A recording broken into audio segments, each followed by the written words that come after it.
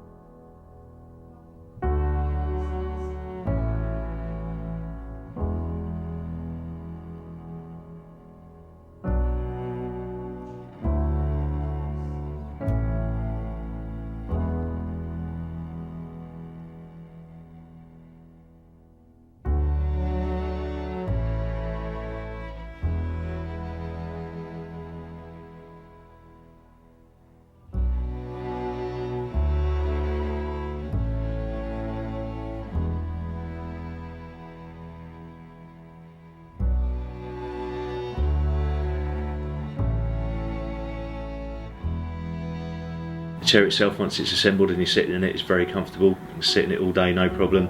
There's various cushions that you can get all cut to fit the chair, whether it be a foam gel or Roho cushion, whichever cushion you may or may not need. To recline the chair, there's a little switch on the back of it and the whole chair actually tips backwards. So that's either a comfort feature when you're sitting having a beer on a nice hot day watching the cricket, or for a safety feature if you're racing downhill through the woods. One of the other benefits of the chair is the actual footrest with the small casters on either side of the footrest. It's great if you ever drop something on the floor. You can, with a little bit of practice, actually lean forward. The whole chair will tip forward. However, the casters on the front, the chair shouldn't tip any further forward than the casters will allow it to. It takes a bit of getting used to, it takes a bit of practice, but you won't roll out of it once you've had that practice. It means you can touch the floor all the way around the front of the chair and pick anything up. Another benefit of the chair is the fact that you can reverse in it, and as fast as you like as well. With the rear caster there, you can just go and go and go. You're not going to tip backwards if you hit any ruts or anything like that, because that rear caster will stop you tipping out backwards. The GTE version of the Trekinetic chair, again, is a major step forward when it comes to powered chairs. It itself comes apart just the same way as the K2 version does, so again will fit into the boot of pretty much any car. You don't need an adapted car to put the chair in, so you can, if you wanted to go out to the pub or to a restaurant, you can literally call a cab and it would fit into that cab, no problem. The only real difference between the K2 and the power chair is a small battery pack that clips underneath the actual seat itself. The actual motors for the power chair are actually in the wheels themselves, and that carries most of the weight. So once you've taken the wheels off, the chair again is only marginally heavier than a K2. Easy enough for someone to lift into a car themselves.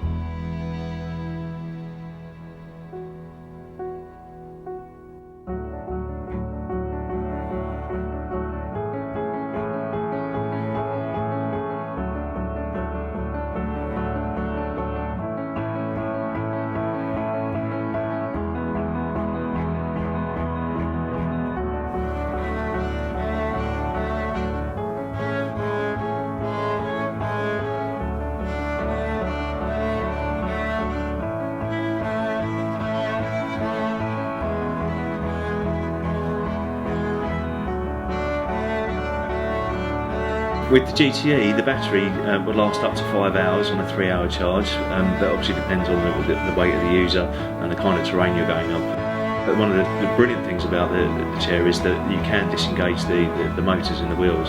So if the battery was running low, someone was there to help you along, to give you a push, or you wanted to push yourself, you can disengage the motor and put the chair in free wheel mode.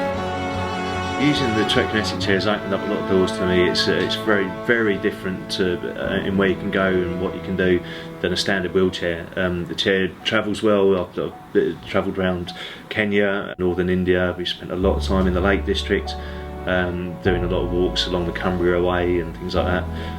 Spent a lot of time in the New Forest as well. The versatility of the chair is amazing. You can go and do a great big long walk like that, and it's the same as a walker wiping the boots off. You just wipe your wheels off and you're straight in the pub for a nice well-earned pint after a long hike.